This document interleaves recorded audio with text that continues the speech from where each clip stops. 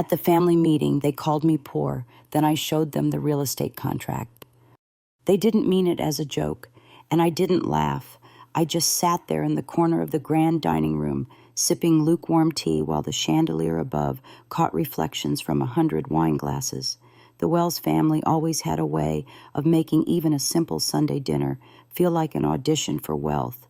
You didn't just bring yourself, you brought your success, you brought your titles, you brought your wallet, your handbag, and your latest press mention. I had none of those that night, just a second-hand navy coat, boots I'd resold twice, and the distinct feeling that I wasn't there to be included, I was there to be measured in. My name is Audrey Hepburn. I'm 34 years old, a community-focused developer living in San Diego. My parents passed when I was 20, leaving behind a modest house and an even more modest bank account. The only reason I still received invitations to these family gatherings was because of my mother's last name. The Wells family liked the idea of keeping up appearances. That included tolerating the Hepburn niece. As Aunt Margot once introduced me to her bridge club, my cousin Victoria, meanwhile, had just closed on a 6-story luxury tower in Santa Monica. She arrived that evening in a silver electric coupe with a license plate that read V1 Citor. I arrived on foot, after leaving my car 2 blocks away because valet didn't recognize me and assumed I was service staff. The first hour of dinner was exactly what I expected. Victoria talked about her design partnership with a celebrity architect. Uncle Charles complained about city tax increases on those of us who actually contribute something. Aunt Margot asked if I was still showing those little houses, then laughed before I could answer. They didn't ask where I lived. They told me, according to Victoria, I was still in that rundown artist building in Mission Hills, renting because I couldn't quite make the jump to ownership. The irony stung, but not enough to hurt. I'd stopped correcting them years ago. I'd learned that the truth was something I didn't owe them until I chose to reveal it to them. In that moment, it wasn't sadness I felt. It was calculation. They weren't cruel out of malice. They were simply confident that they knew exactly who I was, and that's where they'd already lost. Because what none of them knew, what not even my own mother had pieced together, was that I had spent the last 7 years quietly building a development portfolio focused on equity-first housing. I had worked under different LLCs, partnered with silent investors, and bought properties in neighborhoods they wouldn't step into without a personal driver. The artist building they mocked was mine. I bought it 3 years ago, restored the entire foundation, and kept rent stable for every family who'd lived there more than 10 years. The media never covered it. I never asked them to. And that night, though, something changed. They weren't just dismissing me. They were preparing to make decisions that affected something far bigger than dinner conversation. Uncle Charles announced that the family trust was planning to buy up a redevelopment zone in the heart of San Diego. The plan, according to Victoria, was to clear out the low-income residents and bring in a curated lifestyle brand. I already knew the zone they were discussing. It bordered 3 properties I'd acquired last winter through a blind trust. What they saw as disposable, I saw as community, and now they were about to bulldoze everything I'd been trying to protect him. I looked down at the folder in my bag. Inside was the real estate contract for the 4th property, signed 2 hours earlier, giving me controlling ownership of the entire block. I hadn't told anyone. Not yet. I wasn't ready. But as I watched Victoria toss back a $300 pour of red and complain about tenants not even speaking English, I knew the moment had come sooner than expected. I wouldn't argue. I wouldn't plead. I would let the documents speak for me, just not tonight. I smiled faintly and reached for my tea. Across the table, Victoria turned to me with that smile she used when she smelled weakness. Still renting? Audrey, she asked. I nodded once. For now. I said, what I didn't say was that her newest tower's financing depended on a zoning board I'd just been appointed to. What I didn't say was that the poor cousin had just become the one person who could undo every shortcut they'd taken to get ahead. I leaned back in my chair as the chandelier flickered slightly above us. This wasn't just dinner. It was a reckoning in slow motion. The last time I tried to explain my vision to Victoria, she told me I sounded like a nonprofit intern. We were 27 then, sitting in a coffee shop near Pacific Beach, where I'd just shown her preliminary renderings of a mixed-use building designed to preserve community housing while offering commercial space to local vendors. She barely glanced at the sketches before waving the waiter over to complain about her flat white. "You're building dreams for people who can't pay for them," she said, "and that's a losing game." I remember walking out without finishing my tea, but her words stayed with me longer than I'd like to admit. 3 months later, I was quietly removed from the shortlist for a junior partner position at Wells Development. The explanation was vague, but the message was clear. I didn't fit the model. I didn't pursue profit the way they did. And without saying it directly, they made sure I understood that family loyalty didn't apply to those who strayed too far from the family's formula. It wasn't personal. They said it was business. But it felt personal the day my mother suggested I take some time off to rethink my direction. I didn't argue. I didn't even pack all my things when I left the San Francisco office for the last time. Just a flash drive, my sketch pad, and a folder of failed pitches labeled too idealistic. What followed wasn't glamorous. I moved into a sublet in a neglected corner of San Diego, where the paint peeled and the pipes moaned every time someone showered on the second floor. I worked odd consulting jobs, helped struggling landlords navigate grant programs, and spent evenings on city planning forums no one else had time for. There were weeks I couldn't afford groceries without dipping into my emergency fund. My student loan deferment expired. I learned how long you could stretch one jar of peanut butter. But during those long, quiet nights, I found something steadier than applause. I found clarity. I stopped pitching to people who didn't value my ideas. I started building instead. First, I partnered with an aging property owner who couldn't keep up with code upgrades. I managed renovations in exchange for equity. Then I joined a quiet group of community investors who were tired of watching their blocks get bought out and bulldozed. One property turned into 2, then 5. We worked anonymously, never chasing headlines, never bidding too high. My name was never on the contracts. Only the results were. Every time I saw another Wells billboard downtown offering elevated lifestyle experiences, I felt a strange mix of grief and fire. I wasn't angry at them for not choosing me. I was angry that they pretended there was only one way to win. I'd watch their ribbon cuttings and press interviews and see families being displaced by buildings no one in the neighborhood could afford to enter. To them, that was just the cost of progress. To me, it was erasure dressed in marble. Still, I didn't push back directly. I kept building what I believed in. Sometimes, a tenant would stop me in the stairwell just to thank me for fixing the old radiator without raising their rent. Other times, a neighborhood group would send me handwritten notes after I fought to keep their corner store open. These weren't grand victories, but they were real, and real mattered more than reputation. A year before that dinner, I'd acquired the first of 3 buildings in the zone Wells Development had just announced plans to redevelop. It was a calculated move. I knew they'd go after it. The zoning laws had just been adjusted to allow for mixed-use expansion, and the market was surging. I also knew they never bothered to dig deep into holding companies or ownership networks they didn't recognize.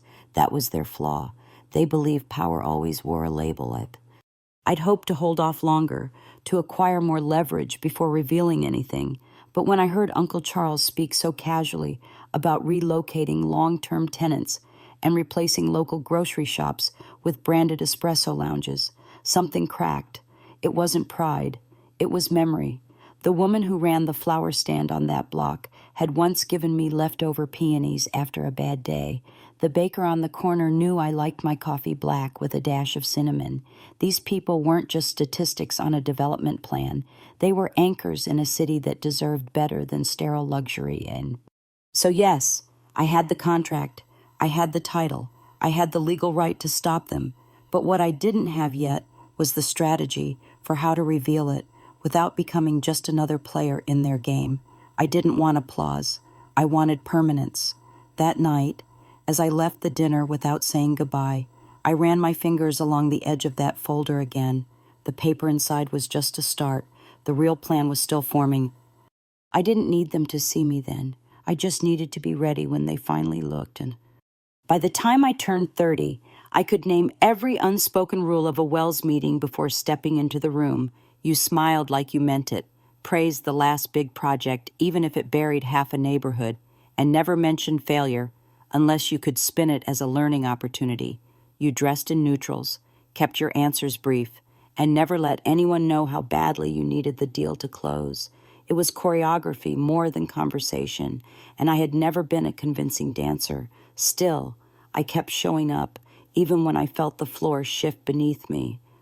At a quarterly review 2 years before that dinner, I'd offered to present a case study on adaptive reuse in historic districts. I had spent 3 weeks preparing the pitch, assembling data on tenant retention, cultural preservation, and long-term revenue performance. But as I opened my slides, Victoria leaned over and whispered, "This isn't a thesis defense." Her tone was light, almost playful, but the sting settled deep. I wasn't surprised when Charles cut me off mid-sentence and redirected the group's focus to a high-rise proposal in Phoenix. I closed my laptop quietly and watched as my charts disappeared behind the next glossy rendering. After the meeting, no one asked for my report. The intern who brought coffee got more follow-up than I did. That was the pattern. Speak too softly, and you disappear. Speak too boldly, and you're out of place. Somewhere along the way, I realized I wasn't being excluded because I failed. I was being excluded because I didn't pretend. I didn't laugh at off-color jokes. I didn't quote Forbes at every turn. I didn't care if my handbag had a logo big enough to signal arrival. What I cared about were buildings that didn't evict single moms after renovation. I cared about sidewalks wide enough for wheelchairs and benches under trees, that didn't get cut down just to save a few $100s. But none of those values earned you a seat at the Wells table. Not then. So I left that table, not with a speech or a slammed door, but by choosing to show up somewhere else entirely. I began attending city council meetings, listening to renters and small business owners talk about losing their leases to rising property taxes and aggressive redevelopment plans. I volunteered on planning task forces where my last name didn't get me a reserved seat, and no one asked who I was related to. Slowly, I started to understand how policy shaped everything. Behind every forced eviction was a loophole. Behind every revitalized district was a broken network of displaced families. I didn't come in to save them. I came to learn what they already knew and to build alongside them. It was during one of those late-night workshops that I met Daniel Tran, a third-generation contractor whose family had built half the city's post-war housing stock. He had seen neighborhoods rise and fall with every wave of speculation, and unlike most developers I knew, he still shook hands like it meant something. We started small, partnering on modest renovations, where I handled permits and financing while he managed crews and materials. There were setbacks. Our first joint bid lost out to a luxury group that promised rooftop yoga and valet dry cleaning.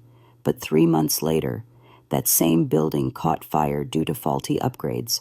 Our offer had been safer, cheaper, and sustainable. It just hadn't come with sparkle. That failure taught me something important. I didn't need to win fast. I needed to outlast. And that meant building in a way that didn't make headlines, but made room. Over time, we expanded. Daniel brought in his cousins. I brought in a lawyer from one of my tenant advocacy projects. We never branded ourselves. We didn't have a slogan, but we kept getting calls from tired landlords who couldn't navigate code changes, from tenants trying to pool money to buy their buildings before they were sold off, from old friends who remembered that I didn't just talk a good game, I showed up, even after the cameras left. And still, I watched the Wells family grow louder. Their towers lit up the skyline like billboards for ambition. Victoria was named one of California's top 40 under 40 for a development that displaced 200 seniors. My mother sent me the article. "You could be on this list." She wrote, "If you stop being so quiet." I didn't respond. I just looked out the window at a corner lot I'd been watching for months. It wasn't glamorous, but it connected 2 key corridors in a working-class district, and I knew it had the potential to anchor everything I was building. A month later, we closed the deal under a newly formed LLC. No one knew my name was behind it, and that's exactly how I wanted it. Because the truth was, I'd never been interested in beating the Wells family at their game. I wanted to change the rules entirely. 6 weeks after that dinner, the Wells family officially filed their intent to redevelop the Jefferson Corridor. The press release landed with the usual buzzwords about revitalization, curated retail experiences, and luxury housing with urban soul. I read it from a coffee shop across the street from the same block they were targeting, watching kids chase each other around the mural I'd helped fund 2 years prior. I didn't feel rage. I felt timing. Everything was exactly where it needed to be. At that point, I controlled just under 60% of the corridor through a combination of quiet acquisitions and long-term tenant partnerships. The flower stand, the laundromat, the Puerto Rican deli, and even the boxing gym that looked like it hadn't changed since the 70s. They were all still there. Protected by leases I drafted myself with clauses that prioritized stability over speculation. None of those tenants knew I was behind it. I signed documents through a holding company registered in Oregon, with Daniel as the public face. That anonymity wasn't about secrecy. It was about space. I didn't want anyone to perform gratitude. I just wanted them to stay. What shifted everything wasn't just the filing, it was the arrogance of it. Victoria hosted a press dinner 2 nights later at the rooftop bar of one of their newest properties. I wasn't invited, obviously, but a local journalist I'd worked with on a housing series forwarded me the RSVP list. The guest of honor was a councilman whose vote they clearly assumed they already had. In the background of one of the Instagram stories, I saw a model of the proposed development. It didn't include a single existing structure. They weren't planning to integrate. They were planning to erase. I met with Daniel the next morning in our shared workspace above a bike repair shop on 14th Street. We reviewed every title, lease, and grant tied to the block. Then we called our attorney, a sharp, soft-spoken woman named Claire, who didn't like to lose and didn't like to be seen. By the end of the day, we had drafted a legal notice of interest, quietly filed with the planning board. We didn't announce it. We just made sure it would sit there, invisible to everyone but those who knew where to look. And we waited him. 3 weeks passed. Then the first signs of confusion began to surface. A Wells acquisition manager emailed us, asking to clarify ownership boundaries. Daniel responded with a single line, "Please direct inquiries to counsel." 2 days later, we received a formal request to meet. Claire advised against it. She said if we showed our cards too early, they'd pivot, so I declined, politely, but firmly. That was the first time they realized something wasn't aligning. Meanwhile, I kept working. I hosted a tenant meeting under the pretense of community updates. We walked through plans for minor upgrades, solar panels, new courtyard landscaping, and an open-air reading nook next to the bakery. No one suspected these were strategic moves to strengthen the legal foundation for long-term control. Every improvement had a paper trail. Every paper trail made it harder for Wells Development to push displacement without triggering legal reviews. What none of them knew was that I'd been preparing this exact scenario for nearly a year. The moment I realized Wells was eyeing Jefferson Corridor, I'd shifted my strategy entirely. Every property we bought had been structured with restrictive covenants that required community input for any sale. I had built a system they couldn't bulldoze without tripping their own alarms. I didn't just own the land. I'd woven it into a network of legal protections, value-anchored partnerships, and long-term capital structures that didn't respond to panic. But power doesn't shift all at once. It creeps, first through hesitation, then confusion, and finally, silence.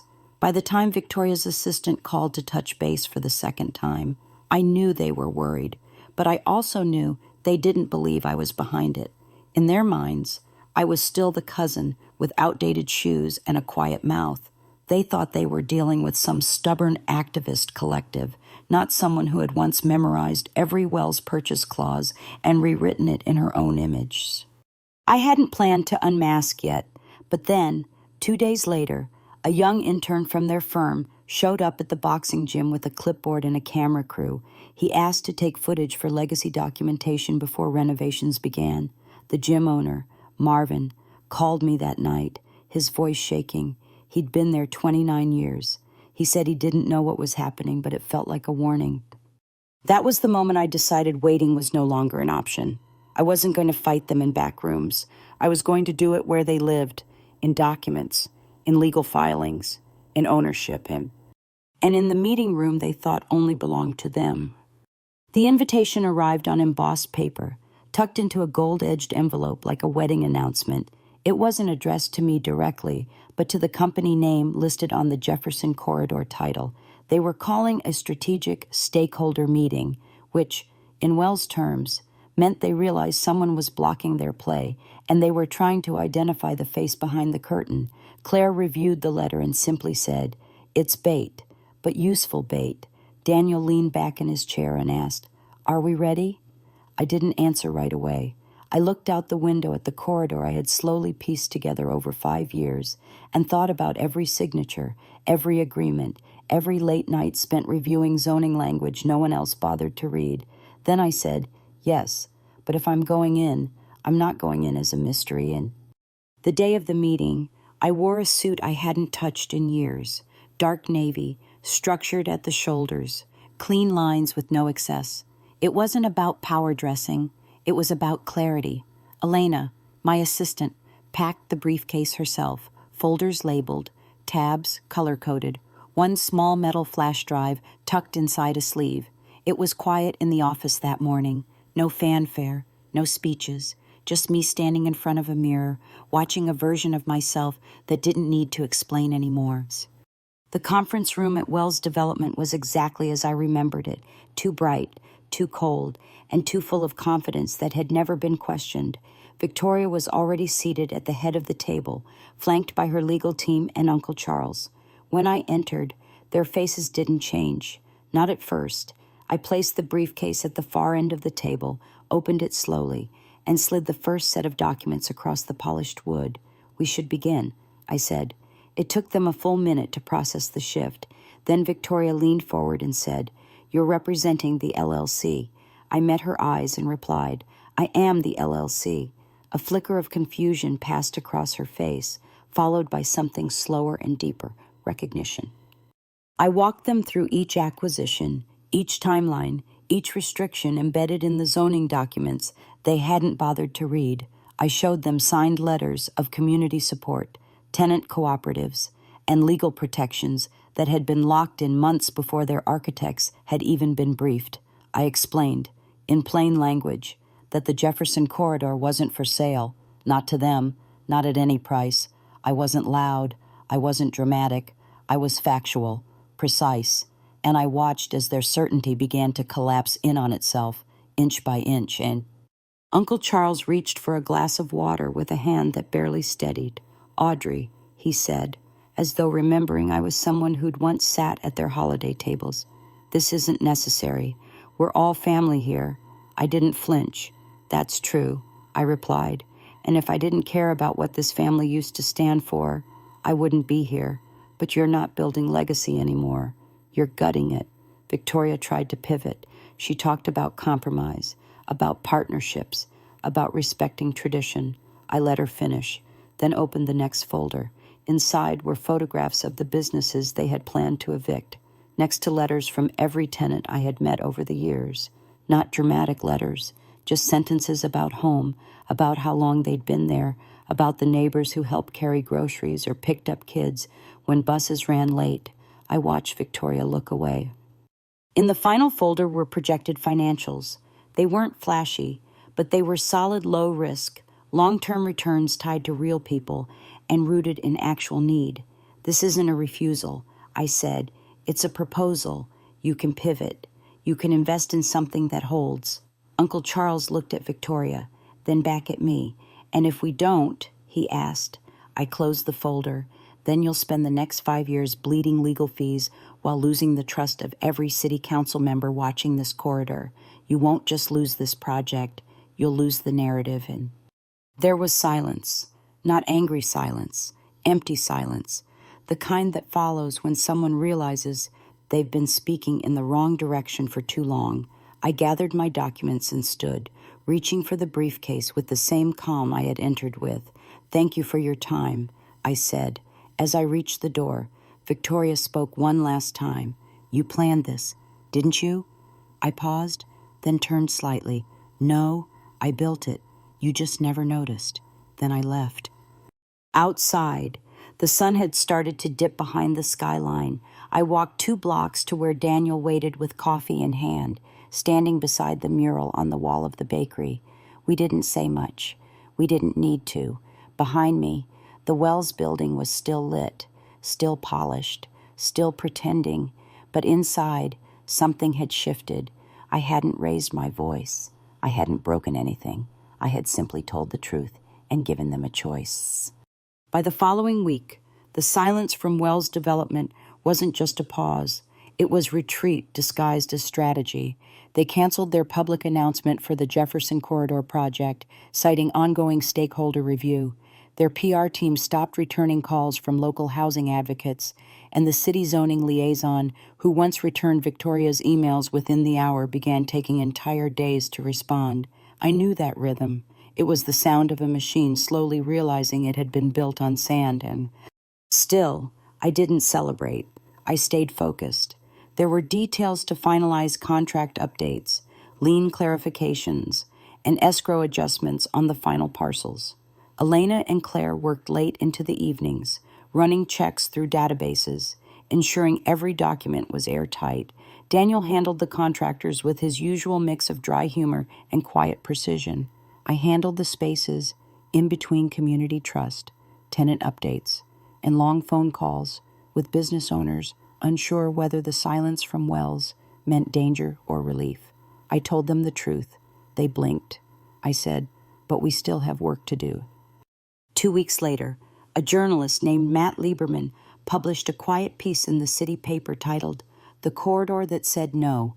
It didn't name me, but it detailed the legal resistance, the community agreements, and the sudden hesitancy from one of the city's largest developers. It was a subtle article, written without flair or accusation, but it landed like a match in dry grass. Within hours, my phone lit up with messages, not from the family, from council members, from preservation groups, from small developers asking who this LLC was and how we pulled it off. And for the first time, someone used the word model to describe what we'd built. That same day, I received a voicemail from Aunt Margot. Her tone was clipped, controlled, but I could hear the tremble beneath it. "Audrey, dear," she said, "there's been some confusion about your role in things. Perhaps we could sit down for coffee." I didn't call back, not because I was angry, but because there was nothing left to clarify. I hadn't hidden. They simply hadn't looked.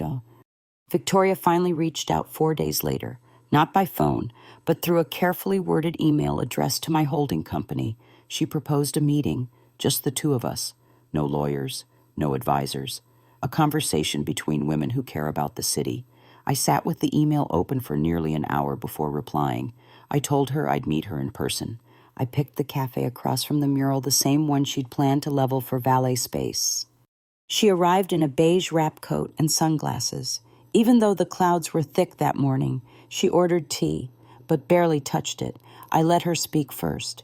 She talked about legacy, about the pressure of expectation, about how difficult it had been to carry the family name with dignity in this era. I nodded when it felt right, but mostly I listened. I had once begged for this kind of conversation, but now it felt more like a requiem than a reckonings. Eventually, she stopped circling. "Why didn't you tell us?" she asked. Her voice was softer than I expected. "You let us keep thinking you were smaller than this." I stirred my coffee. "I didn't let you," I said. "You decided that. I just didn't correct you." She looked down, not ashamed, just aware. Then she said something that caught me off guard. "I was scared of you, not because you were loud, but because you never needed our approval." I didn't respond. I didn't need to. We parted with a handshake. No promises, no reconciliation, just 2 people who now saw each other clearly for the first time. That evening, Daniel and I reviewed the latest tenant satisfaction reports. Complaints were down. Foot traffic was up. The bookstore on the corner had hired 2 new staff. The gym had started a youth program with help from a small grant we helped them apply for. None of it made headlines, but it made sense, the kind that lasts. Later that night, as I closed my laptop, my mother called. Her voice was warm, hesitant, like she was testing a new bridge. I saw the article. She said, "I didn't know you were behind all that." I smiled slightly. Most people didn't. She paused, then asked, "Are you happy I thought about it?" Then replied, "I'm steady." And somehow, that felt like the more honest answer. Because success wasn't about the applause I never got. It was about building something strong enough that silence couldn't shake it. 3 weeks after that cafe meeting with Victoria, the mural across from our office was repainted, same base, same colors, but now the children's silhouettes had names written beneath them, added by the kids who lived in the apartments behind the bakery. They didn't ask for permission. No press was called. They just did it, one chalked name at a time. That morning, as I stood across the street holding a coffee, watching the kids laugh while their parents nodded from nearby benches, I realized something important. They didn't know who had saved their block, and they didn't need to. What mattered was that they were still there. By then, the Wells family had shifted into damage control. They'd quietly pulled their offers from 3 neighborhoods and announced a recommitment to community-led development on their website. Their social media pages were filled with photos of new partnerships and promises. But behind the scenes, I knew what was really happening. Legal advisors were dissecting the Jefferson failure, trying to pinpoint the moment the ground slipped out from under them. They weren't trying to understand me. They were trying to prevent me from happening again. I wasn't offended. That was their way. They had always treated challenges like market fluctuations. But I wasn't a fluctuation. I was the result of everything they'd ignored, every coffee shop they bulldozed, every lease they terminated, every cousin they underestimated. That was the part they still hadn't learned. I didn't win because I fought louder. I won because I listened longer. And at the office, things shifted too. Elena now handled incoming calls from developers asking to shadow our team. Claire had 3 new legal interns from the local university, eager to understand how we structured ownership models without losing community control. Daniel was mentoring 2 young contractors from Southeast San Diego who were starting their own firm. We didn't call it a movement, but the movement had already started. One afternoon, I received a letter from a neighborhood council in Sacramento. They'd heard about what happened in Jefferson and wanted help navigating a similar situation with a developer pressuring elderly tenants out of a 1950s building. I stared at the envelope for a while before opening it. It didn't have the Wells name on it.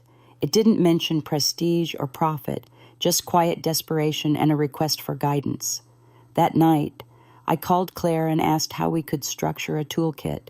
Nothing flashy, just a step-by-step guide for tenants to hold ground before it was gone. She didn't hesitate. "We already have the bones," she said. "Let's make it usable." A week later, Daniel and I stood on the roof of the bakery building. It was a warm evening, and the city buzzed beneath us like it always did before summer fully arrived. He leaned against the railing, arms crossed, looking out at the skyline. "You think they'll try again?" he asked. I nodded. "Of course. Maybe not here, maybe not next year, but this model threatens theirs." He nodded. Then he added, "But it only works if people like you keep building it." I didn't say anything back. I just watched the sun dip behind the tall buildings in the distance, some of which I'd helped preserve without them ever knowing. And later that week, Victoria sent another email. This time it wasn't about meetings or compromise. It was just a short message. "You changed everything. We see that now. I hope you keep going. V." I stared at the screen for a long time, not out of sentiment, out of recognition. The woman who once laughed at my floor plans now saw them as something that mattered. That wasn't revenge. That was realignment. And for the first time, it felt enough. And my mother visited the corridor not long after. She didn't dress up. She wore sneakers and brought a lemon loaf from a bakery I didn't even know she remembered. We sat in the back garden behind the bookstore, listening to wind chimes made from old copper keys. She looked around. taking it all in slowly. "This feels like your voice," she said quietly. I looked at her, unsure what she meant. "It doesn't shout," she continued. "It just stays." That was the moment I realized what I had really been building all along. Not just real estate, not just resistance. I had built something that wouldn't need me to explain it. Something that, if I walked away tomorrow, would still be standing. Not because of who I was, but because of how it was built. And maybe that's the kind of legacy that matters most. The formal board meeting was scheduled for a Thursday morning, but I arrived half an hour early. I wasn't nervous. I wasn't excited either. What I felt was something quieter, steadier, like the calm, just before rain, touches warm pavement. Elena had already checked the projection setup and confirmed the building security list. Claire would arrive separately. Daniel stayed back on purpose. This was never his battle to walk into. It was mine. I stood outside the elevator for a moment before stepping in, staring at my reflection in the mirrored panel. Same navy suit, same simple bag, the same hair pulled neatly behind one ear. There was nothing exceptional about how I looked, and that was the point. When the doors opened onto the 42nd floor, the receptionist glanced up, paused, then nodded without comment. She knew who I was now, not because I had made noise, but because the building did. Inside the room, most of the faces were familiar. Uncle Charles was seated at the left end, flipping through an agenda packet like he hadn't already reviewed it 10 times. Victoria sat at the center, posture rigid, eyes guarded but alert. On her left was their CFO, a man who once told me I was too cautious to lead. On her right was the new legal advisor, young, polished, and clearly briefed to smile and say nothing unless prompted. They didn't greet me with hostility, just stillness. I took my seat across from them and placed a single folder on the table. I didn't need slides. I didn't need props. I just needed time. When the meeting was called to order, the board chair welcomed me formally. As a primary stakeholder representing the dominant ownership block on the Jefferson corridor, the words hung heavy in the air. I watched the recognition settle on a few faces that hadn't seen me since my early 20s. They didn't remember my job titles. They remembered how quietly I used to sit at those tables, ignored unless someone needed an extra chair filled. I began by stating my position clearly. I wasn't there to destroy Wells' development. I wasn't interested in revenge, disruption, or headlines. I was there to present a model they had refused to study. Then I outlined what we'd built, block by block, not just properties, but systems. I walked them through the mechanics of tenant equity co-investments, the legal shields on long-term leases, the reinvestment cycles designed around small business stabilization. I used simple language, never raised my voice, and looked each person in the eye when I spoke. What I offered wasn't a threat. It was a roadmap, one they could follow if they wanted to survive a market that no longer had patience for extraction. Victoria listened. She didn't interrupt. At one point, she asked a question about scale, trying to challenge the model's scalability across high-density zones. I answered without blinking, citing data they had overlooked. Her legal counsel murmured something into her ear, but she waved him off. She wasn't smiling, but she was thinking, and that was all I wanted. Uncle Charles eventually broke the silence. "You went to war with your own family," he said, shaking his head slightly. "For what?" A few blocks of preserved charm. I turned to him slowly. "Not war," I said, "correction. And not for charm, for continuity, for people who never made it onto your spreadsheets, but kept those blocks alive when your contractors walked off site." He didn't respond. He didn't need to. His silence was answer enough, Abe. After the presentation, I stood and gathered my papers. No one stopped me. No one dismissed me. They just watched. I paused at the door and said one last thing. "You thought the problem was that I was too quiet. The truth is, I was listening while you talked. Then I left, the same way I had walked in, quietly, but not invisibly." Back in the elevator, I didn't replay the conversation. I didn't imagine headlines or write follow-up statements in my head. I just stood there, hands calm at my side, feeling a kind of full-body exhale that wasn't victory, wasn't vindication, but something more honest, alignment. When I stepped out onto the street, the city looked exactly the same.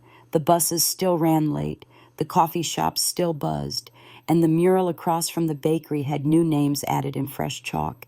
I walked past them without stopping, just long enough to notice one small note written in careful print under a purple silhouette. We stayed. That was enough. 2 months after the board meeting, I received an unexpected message from Preston Wells, Victoria's younger brother. He had been mostly absent from the family's development efforts, preferring lifestyle investments and startup showcases to zoning maps and legal filings. He was the kind of cousin who called me our quiet reformer when he wanted to seem ironic at family events, then forgot my name when cameras came out. His message this time was different. It was short, cautious, and without a trace of performance. "I'd like to learn what you're building," he wrote. "If you're open to talking, I'm listening now." I read the message twice before closing my phone, not out of spite, out of awareness. For years, silence had protected me. Now it was beginning to invite. That afternoon, I walked to the bakery on the corridor's edge and sat near the window with a cup of ginger tea. A boy rode past on a scooter, his backpack swinging side to side. Across the street, the gym was hosting a beginner's boxing class. The instructor called out names with familiarity, not formality. These weren't just tenants. They were threads in a fabric we had slowly sewn back together. And now, the people who once unraveled it wanted to understand the weave. I met with Preston a week later at a small nonprofit cafe 5 blocks from the corridor. He arrived on foot, no driver, no suit, no rehearsed greeting. We ordered coffee and sat outside under a faded green umbrella. At first, he didn't mention business. He asked about my life, about what I read, what I studied in college, what inspired the first property purchase. It was strange, not warm exactly, but sincere. I answered his questions carefully, not to withhold, but to measure whether he truly wanted to learn or simply wanted access. Eventually, the conversation turned. He admitted he had watched the Jefferson situation unfold with a mix of shock and disbelief. He had always assumed my choices were a form of retreat, not resistance. "I thought you left the table," he said. "I didn't realize you were building a new one." That sentence stayed with me, not because it was eloquent, but because it was unguarded. In his voice, I heard the early tremors of reckoning, the kind that doesn't beg for approval, only asks for perspective. I didn't invite him in that day. I simply told him what I believed, that development wasn't about domination. It was about rhythm, about knowing when to lead and when to listen, about building spaces that didn't erase people to make room for profit. He nodded slowly, the way people do when a thought is forming but hasn't landed yet. We finished our coffee in silence, and when he stood to leave, he didn't shake my hand like a businessman. He just said, "Thanks for not laughing me out of the room." Later that week, I received word from the council office that the Jefferson zoning framework had been formally revised. Community-led protections were now codified, making it significantly harder for large developers to push through projects without local input. It was the quiet result of many voices, not mine alone, but it felt like a weight had shifted from the edges of the corridor to its center. A balance returned, the kind that didn't need celebration, only care. The following Sunday, I hosted a small open courtyard gathering in the back lot of the bookstore, nothing elaborate, just coffee, cookies, folding chairs, and hand-painted paper lanterns made by the kids from the school around the corner. I didn't invite the media. I didn't prepare a speech. I just showed up and watched the people who lived there move through the space like it had always been theirs. In the middle of the crowd, I noticed Victoria arrive, unannounced. She wore flats, a simple dress, and carried nothing but a small container of citrus tea she had clearly brought from home. She didn't approach me at first. She wandered through the vendors, spoke to the mural artist, bought a loaf of bread from the bakery stand, and only then made her way to my table. We didn't talk about the boardroom or the corridor or the years between us filled with misread intentions and mismatched values. She simply said, "I see it now." I looked at her and said, "Good, then keep seeing it." And she nodded, not as an apology, not as submission, but as witness. That night, as we packed the chairs and swept up paper lantern strings, I stood alone for a while beside the mural. New names had been added in chalk, not just kids this time, adults too, some in block letters, some in cursive, some in handwriting I recognized from council petitions years before. One line caught my eye. It read, "We're still here. No exclamation, no need to shout, just presence." And in that quiet, I finally understood something I hadn't put into words until then. Legacy isn't what you inherit. It's what you guard while no one's looking at. 6 months later, the corridor looked nearly the same to the untrained eye. The same brick buildings, the same small shops with handwritten hours on their doors, the same mural now stretching a full block long, gently refreshed with new names every season. But for those who had watched it closely, something had shifted, not just physically, but rhythmically.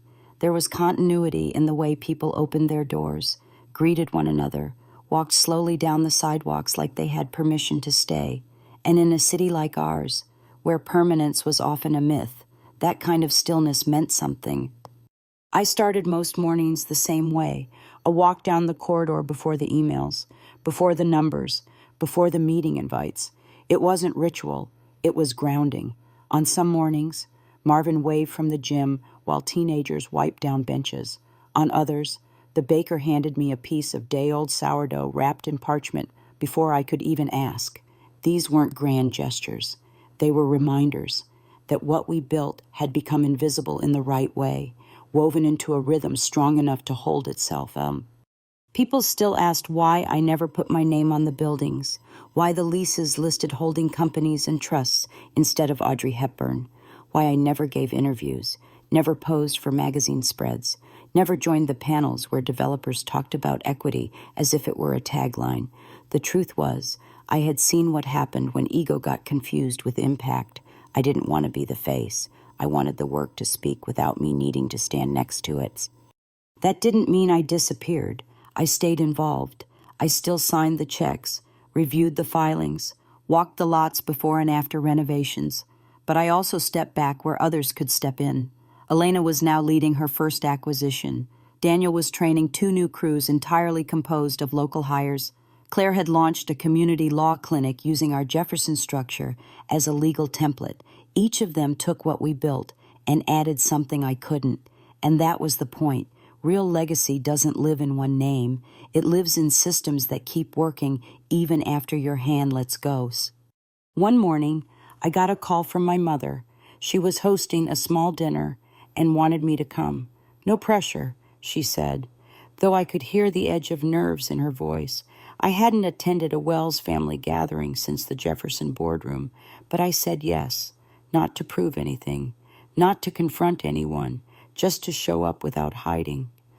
The dinner was smaller than I expected, fewer people, softer lighting, a long table under warm pendant bulbs instead of the usual ballroom fanfare. Victoria was there, so was Preston. Charles was not. The air felt lighter without him. I didn't speak much, just listened. No one brought up the corridor. No one asked about property lines or cash flow. They talked about their kids, about travel, about the small joys they'd rediscovered once they stopped chasing square footage for validation. At the end of the meal, my mother placed her hand gently on mine and said, "I think you taught us more than we knew we needed to learn." I nodded, not as a victor, but as a witness, because sometimes the best revenge isn't revenge at all. It's watching the world bend slowly, stubbornly towards something better after all the noise fades. And on my way out that evening, I passed Victoria in the entryway. She didn't say much, just, "We're trying to do better." I believed her, not because she had changed overnight, but because trying, when it's real, is the beginning of everything that matters. Weeks later, I stood again in front of the mural, now freshly sealed for weather. A young girl in a blue dress knelt down to add her name in pink chalk. She looked up at me and smiled like I belonged there, and I did, not because I'd fought my way back in, but because I'd stopped needing their approval to stay. If you've ever been underestimated, dismissed, or told your voice didn't belong in the rooms that shaped your world. I hope you remember this. You don't need permission to begin. You don't need applause to build. You don't need revenge to reclaim what was yours all along. Sometimes, all you need is quiet purpose and the patience to let your work speak louder than your name ever could. And what would you build if no one expected it of you? And who might you become if you stopped asking for a seat and just started laying the foundation?